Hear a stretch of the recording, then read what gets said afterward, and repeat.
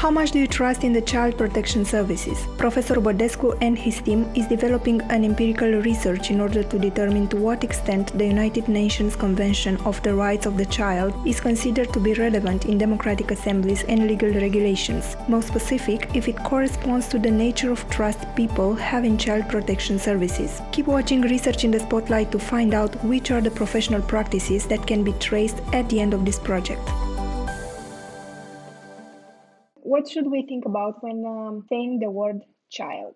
A child is a person with rights who is also vulnerable and whose future depends on us. And a child is a future citizen. We have more and more evidence from psychology and sociology and other disciplines that the first part of the life of a person is very important for his or her future development. It's very unfortunate that Romania had a very big contribution to the questions about the development of children by a natural experiment which was developed with the help of the communist regime. Romania under Ceausescu had a very large number of children in state institutions and they were severely neglected, many of them. After the fall of the communists, many of them were adopted in the West. Since then they were studied with different tools and their cohort is studied even today with the question, what happens to a person who has a very bad beginning of life and to what extent there are long-term effects. And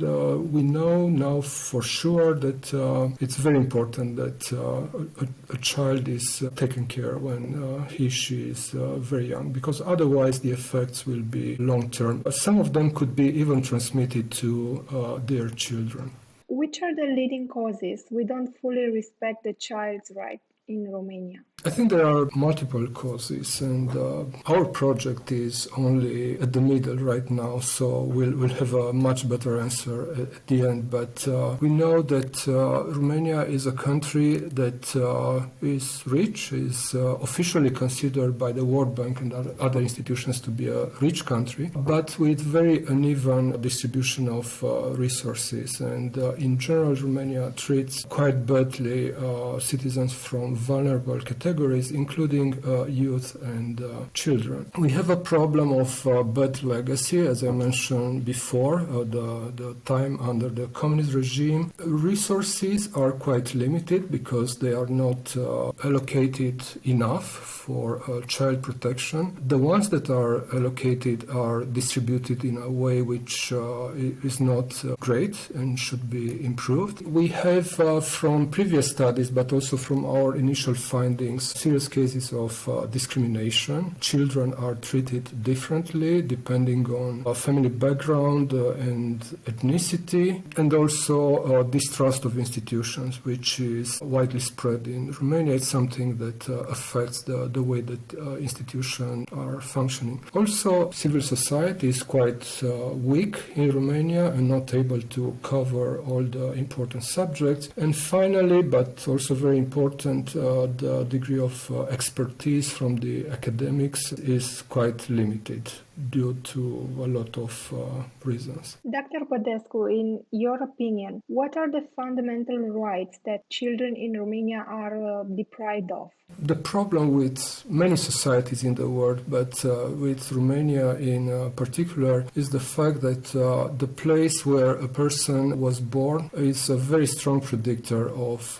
his or her future life. Will be longer and healthier and happier if the person had the luck to be born in certain types of families, certain localities. That's a problem. And there's a long list of rights which children have. Our project focuses on 4 of them, which we think are important and should be analyzed in greater details. So one of them is the right that all children without discrimination are provided equal access to rights. A second is that decisions affecting the child should be in the child's best interest. Then a child has a right to participation in matters affecting him or her. And finally, the child has the right to be raised by the family, unless this right is in conflict with the second right, the fact that decisions should be in the child's best interest. So we focus on these four fundamental rights.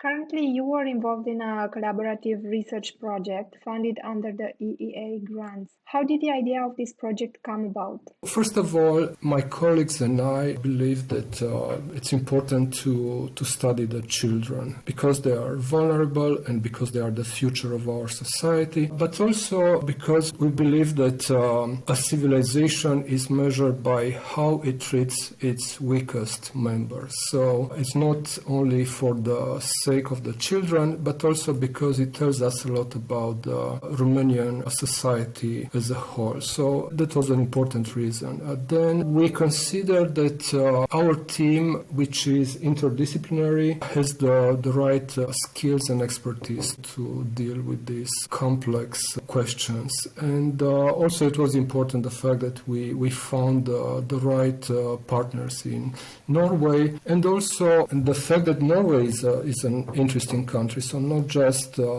because it was required to have a partnership between Romania and Norway, but as a research approach is really interesting to have these two cases, which are contrasting in many respects. So the comparative perspective is important, and it has lessons for both countries. So it's not simply the fact that Norway is more developed and its institutions are in better shape, and we would like to import good practices from there, but it's a reciprocal process of learning between the two countries. Speaking about questions, which are the research questions of your project? We are interested to evaluate to what extent the rights of the children are reflected in laws and regulations in the two countries. But also equally important and more difficult to assess is the extent that people specialists, employees in these child protection systems believe in these rights and do their best to apply them in practice. So that's a main challenge because, of course, when you ask people about their values, they will give very kind answers. So the challenge, the methodological question, is to evaluate in a way which is not affected by social desirability. What's their precise view on this issue? So this is one important aspect. The second one is what are the determinants of these views? And of course, we would like to identify determinants with a view on the possibility of influencing them, of improving the attitudes, the skills, knowledge, norms, which would improve the life of the children in the child protection system. And finally, we are interested in a larger impact of these processes. To what extent the crisis that from time to time visible in the media of the child protection system in both countries, both Romania and Norway, are influencing citizens' views on institutions, on democracy. These are the three main questions. Are there any partial results you would like to tell us about? Yes, we have plenty of partial results at this point, although they will become more precise and better linked to empirical evidence. But one of the interesting findings is that in both Romania, Norway, and two other countries, Poland and the UK, citizens are not so different in their views on how child protection systems should deal with cases of abuses in the family. The question is, what is the threshold where a state institution should go to a family and take the child or have some actions in improving the life of the child? And based on the media news in Romania and Poland and other East European countries, we expected that the public favored that institutions will stay aside as much as possible. But we found the opposite. policy, the fact that all over these countries people are quite the same, which suggests that we should focus more on the media because it may have the tendency to distort to some extent the views in East European countries, and it's important to see what are the processes and what are the reasons.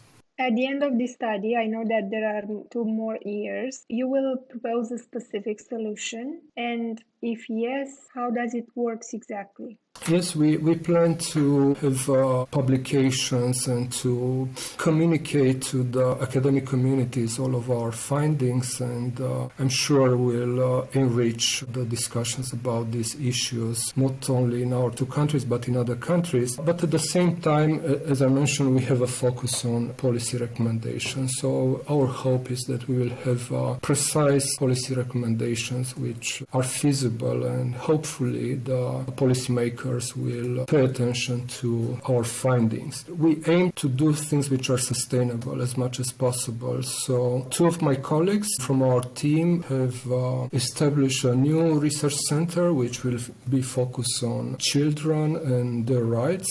So that's something that we believe will be sustainable. And also we are developing a research instrument which will be an online platform which will survive the project and will be used for both research and training by the employees of the child protection systems. And also that platform will be in Romanian, Norwegian, English, but a couple of other languages. So we'll create opportunities for collaboration to other countries.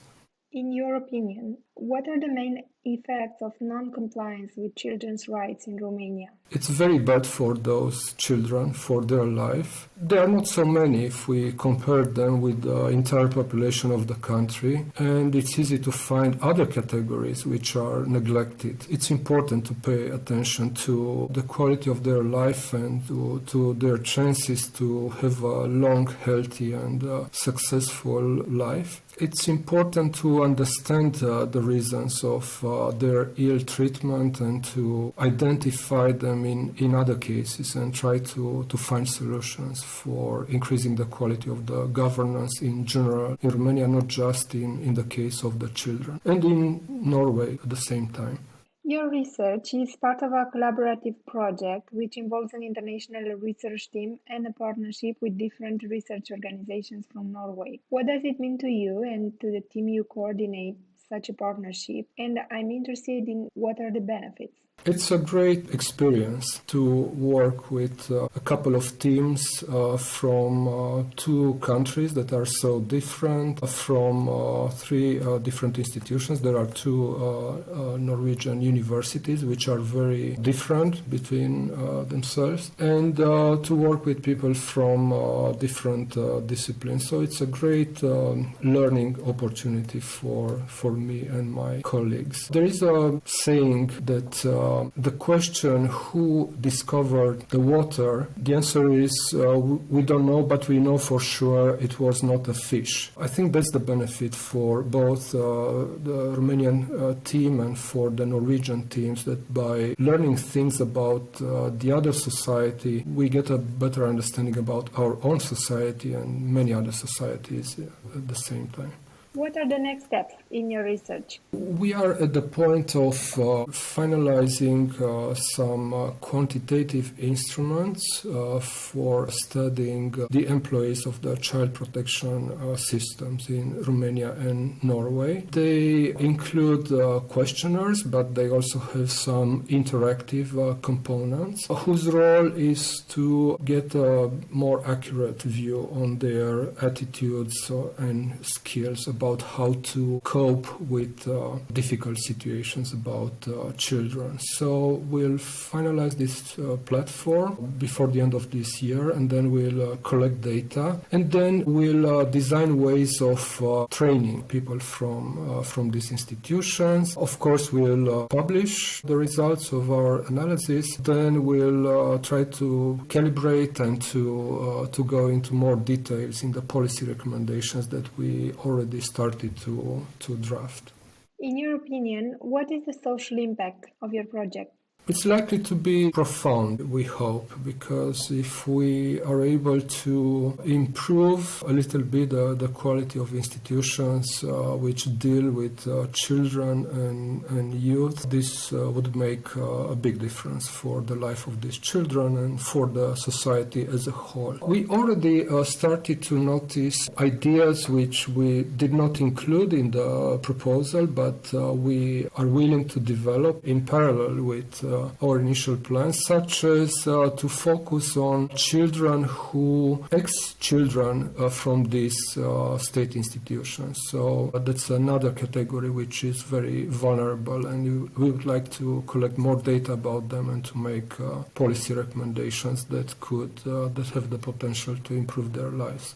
In the end, after listening to this interview, what should we remember about your project? We hope that at the end of the project, those who will review the project will find that the money were well spent. I think an important question for the policies of research is to decide where to allocate money and how to split them. This is a large-scale project, so maybe a question is if it's better to have one large project or a couple of smaller projects. And we hope to convince that in our case, the approach was successful because it allowed us to work in relatively large and very diverse teams. We would like that the project, in addition to the publications and policy recommendations, will result in improvement of the human capital in research in this field. That's a problem in Romania in so many domains. Romania has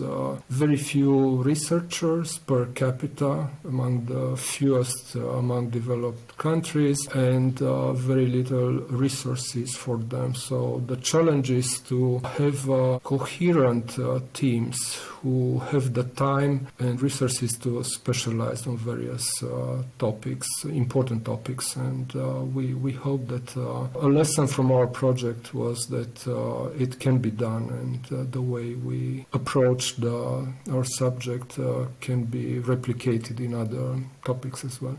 Many thanks for receiving us today and for sharing so many details about your research work. Thank you for your questions.